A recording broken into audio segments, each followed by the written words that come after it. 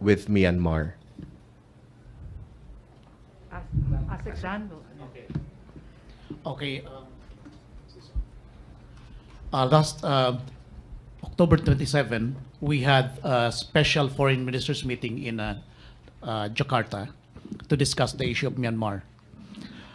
Okay, during that meeting, the different foreign ministers put forth a list of recommendations to push forward the implementation of the 5-point consensus.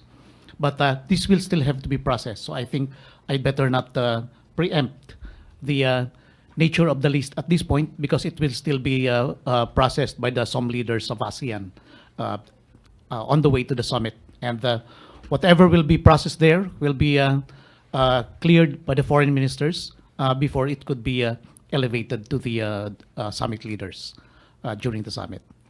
Yeah, thank you. ASEC, follow-up from Zona. Will ASEAN leaders initiate any new action to encourage Myanmar's military to resume or fast-track the implementation of ASEAN's 5-point consensus? Yeah, definitely they will. And that's why there are these 11 recommendations that are going to be discussed. But at this point, there's still no consensus on the 11th. And so this will have to be processed, as I said a moment ago. Yeah. Next question from Neil Jerome Morales of Reuters. We are hearing from EU sources that ASEAN countries will have shown for the first time an interest in discussing a possible trade deal with the EU ahead of the EU-ASEAN Summit in December in Brussels. At the ASEAN Summit next week, are there plans to launch exploratory talks with the EU for an EU-ASEAN FTA, or are there plans to launch such exploratory talks be discussed? Okay, the ASEAN EU FTA has started the talk on that. The negotiations have started almost 10 years ago, but somewhere along the way it's stalled, and up to this point there's still no progress in that. And so far, there's no plan yet, or there's no concrete discussion yet on the resumption of such talks. Now, the coming ASEAN summit will be just an ASEAN summit. We'll have a separate commemorative summit in Brussels for ASEAN EU in December, and I think that could be a good venue for a discussion on that. Although there's nothing yet on the table, as far as we are concerned today. Thank you. Can I just add to? Go ahead, just, ma'am. For backgrounder, as rightfully mentioned by ASEC, the talks on the ASEAN EU FTA has been ongoing. In 2007, negotiations for that was launched. In 2009, it was suspended. Then again in 2017, it was agreed to relaunch the discussion on this, and a joint working group was established. But since then, there were other developments that were happening also at the bilateral level. ASEAN, individual ASEAN countries started also negotiating with the EU in terms of a bilateral FTA with them. So Singapore, for example, Malaysia, Vietnam, Thailand, Philippines, and Indonesia commenced negotiations on the FTAs. But the one that prospered was that of Singapore and Vietnam. And this track is also ongoing besides the discussion on supposedly the ASEAN EU FTA. We were informed that there were actually discussions that were raised this year for a resumption of this, and the ASEAN actually also did a counter proposal, but it's now it's still at the stage where there's ongoing discussions on it. But whether it will be launched will be seen, because there's the response of the EU in terms of their proposals presented to them already in August 2022. Thank you, ma'am. Vance Fernandez, Police Files.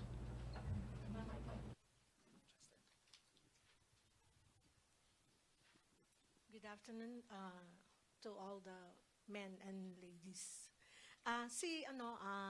For ASEC Daniel Spiritu, aside from the ASEAN, ano pa ba ang other trips na schedule ng ating Pangulo and their importance?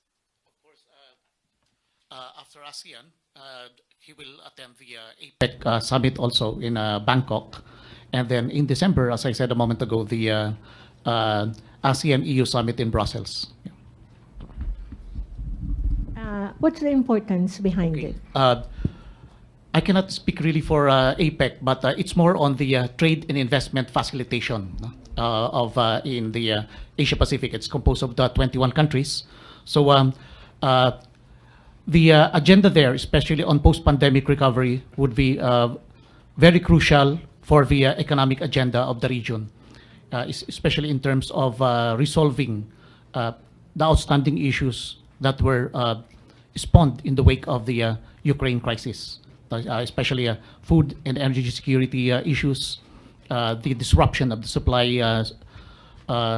chain, the supply chain in the world, and other measures that would be agreed upon by the 21 economic leaders of APEC to pave the way forward for more sustainable recovery in the years ahead. Yeah, thank you. Thank you very much, sir. Just add to the APEC. Yes, You asked for significance, but I also want to add to what ASEC Dan has mentioned. November will be quite hectic. You're correct in that. It will be a hectic period for DFA and the government because of the number of meetings that are going to be created in. And aside from the ASEAN, which will be held soon, immediately after will be APEC, and in the same month of November, where the President, the Secretary of Foreign Affairs, and the Secretary of Trade and Industry will participate in a Leaders' Week in Bangkok. This will be the first meeting of the President and his administration. And it will be significant because we are a founding member of APEC. As you all know, APEC was established in 1989. It has 21 member economies, and it covers the areas of trade and investment, energy cooperation, conservation of marine resources, telecommunication, and human resource development. It is significant to the Philippines largely because for the Philippines, APEC economies account for 85% of total trade of the Philippines. Over 7.5 million out of 10.7 million, or 70% of Filipinos abroad, call APEC region home. They are also responsible for 68% of the remittances making its way to the Philippine economy. And in terms of visitors to the Philippines from APEC, it comprises about 56% of tourist arrivals. Like all meetings, it's an important platform for us to actually share our experiences across different areas, the initiatives that were taken, especially in terms of the post-COVID recovery, our desire to actually see how more we can have more supply chain resiliencies. So there are a number of areas that are priority to the Philippines that we'll actually discuss. I'm happy to note that with OPS's support, there may be another briefing on the APEC, Philippine participation in APEC, that will be held or convened maybe on Monday. Okay, Monday, yes. So all questions related to APEC can actually be raised during that meeting. Next question, Raquel Bayan. Afternoon po, ma'am. May we know po how many cabinet officials or kasino po yung bubuo ng Philippine delegation na mga kasama ni PBBM sa Cambodia po? In Cambodia.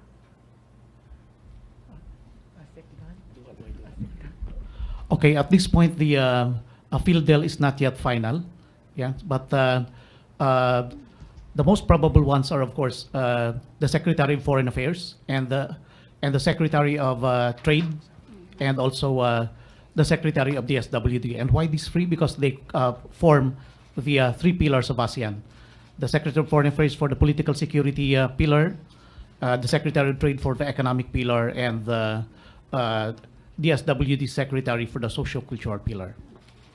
But at the same time, it's up to the President to decide who others to bring with him, especially on issues that may be relevant to these other cabinet secretaries. Yeah. Because actually, those three cabinet secretaries are only the lead in these pillars, but these pillars also include other cabinet members.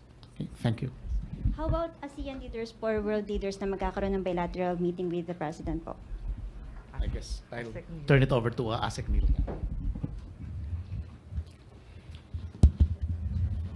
Thank you very much for that question. As you know, many world leaders and regional leaders will be present during the ASEAN meetings, so it's a great opportunity for our president to meet bilaterally with his counterparts. So far, we're still finalizing the bilateral meetings that will be conducted by the president. But I think it would be safe to say that the first one would be with the host government, with Cambodia. So the president is scheduled to meet with the Prime Minister of Cambodia, Prime Minister Hun Sen, as a matter of courtesy, and it will be their first meeting, and the first meeting as president, no, as the new president of the Philippines. We also expect a bilateral meeting between the president and the Korean president. As you know, the Republic of Korea is a key partner of the Philippines, economically, in terms of defense and security, and then also in terms of tourism. And we have a very multifaceted relationship with the Republic of Korea. So it's very important that they discuss current and pending issues between our two countries and the opportunities that we can pursue together with the Republic of Korea. Foremost among the topics that they will probably discuss will be the conclusion of the free trade agreement between our two countries. Now, Korea is only the second country with which we will be concluding a free trade agreement after Japan. Aside from that, we have a very robust defense and security cooperation, as you well know. Okay, yes, I can't really speak for the other bilateral meetings because they don't fall under the purview of ASPAC, but there will be more than two bilateral meetings being scheduled between the president and his counterpart leader. Thank you. Okay. We have a question from Ron Lopez of Agence France Presse. We would like to know the expectations from the DFA on meeting. May we know what will the Philippines push for during the meeting? What will they block? Anything to expect regarding the 5-point consensus on Myanmar? Okay, let me start probably with the foreign policy priorities of the president when it comes to ASEAN. Of course, at the top of the list is the post-pandemic economic recovery and transformation. So that would cover food security, energy security, digital transformation, and the digital economy, and also climate change, in as much as this is very much related to our disaster management efforts in the Philippines. Now, with regards to international issues, especially on Myanmar, we are very much at the forefront of the call for the implementation of the 5-point consensus. And then on other international issues such as Ukraine, we are, of course, calling for the cessation of hostilities and the return of the concerned parties to the negotiating table. And also, we'll have to discuss also the negative impact, the global impact of the crisis, especially on the global economy. Stagflation, and again, energy shortage, food shortage, and the host of other ramifications of this conflict. Now, the South China Sea will also be there because we always carry that in all of our meetings in the international fora. Thank you. We have another question from Ella Hermonio of Nikkei. In an address last month, President Marcos said that ASEAN has been unable to bring Myanmar to the table to discuss and resolve their country's issues. He even proposed to engage with representatives of their military government. Will President Marcos talk about this matter during the summit, and if he will in fact propose a dialogue with the representatives of the junta? Definitely, the president will carry that issue in all of the meetings of ASEAN. But as for the exact proposals, I think it's better not to preempt that one because that will be fluid and that will be made in conjunction with the other heads of states of ASEAN. And, ASEAN decides by consensus, not just by unilateral proposals. Yeah, thank you. And then Santos, Net 25. Good afternoon. Hello. Good afternoon po. Since this is the first time po na dadalo si PBBM sa ASEAN Summit, ano po yung naging pagpupulong kanina at yung briefing po ng DFA sa ating Pangulo?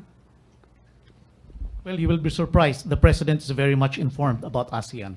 In fact, even apart from DFA, apart from our own briefings, because, our briefings have been going on even before the ASEAN Summit. He's been getting copies of briefing papers from us. And there are also issues on the day-to-day operations of ASEAN that are brought to his attention through our communications and memoranda to him. So he's very well versed on the major issues of ASEAN. And so yung kanina, kumbaga pinunan na lang namin yung kaalaman niya on ASEAN. And we were happy to get also his inputs on how to go about the meeting in ASEAN, the discussions, and the issues that we will put forward. So that was a very productive discussion. Yeah, thank you. Last question from Joyce Rocamora of Philippine News Agency. North Korea has been testing several missiles at unprecedented rate this year. Are there significant moves or actions that ASEAN or the Philippines is expected to make with regard this development in the Korean Peninsula? In all of the meetings of ASEAN, at all levels, not only the summit, in the coming summit, but also in the past joint committee meeting, as well as in the ASEAN ministerial meeting, and even lower level meetings, North Korea has always been a part of the agenda. And our position on that has always been consistent and clear. We have always called for, we have always expressed our concern regarding the ballistic missile tests of North Korea. And we have always called on North Korea to abide by the relevant UN Security Council resolutions on this issue. And we've always called on the parties in the Korean Peninsula to return to the negotiating table to find a peaceful resolution on this dispute. Yeah, thank you. I will also turn the table to ASEC Nila Vaspak in as much as he covers more North Korea and the Korean Peninsula issues. Thank you. Thank you, ASEC Dan. I'd just like to inform you that the Philippines has issued another statement on the November 2 ballistic missile launches of North Korea. And this is already the fourth statement to be issued by the Philippines since early this year, basically condemning the missile tests or launches. And as ASEC Dan said, similar to the position of ASEAN, calling on all parties to resume peaceful dialogue and negotiations and to lessen the tension in the Korean Peninsula. And this is of paramount concern to us because we do have around 46,500 Filipinos living and working in the Republic of Korea, in close proximity to North Korea. And we have called on North Korea to abide by the relevant UN Security Council resolutions as mentioned by Assistant Secretary Espiritu. Thank you. Thank you very much. That ends our briefing today. Let me thank again Ambassador Teresita Diaz, Assistant Secretary Assistant Secretary Daniel Espiritu, and Assistant Secretary Nathaniel Imperial for joining us. And thank you Malacanang Press Corps and the Department of Foreign Affairs Press Corps and ASEAN Philippine Media Delegation for your participation. Magandang hapon po.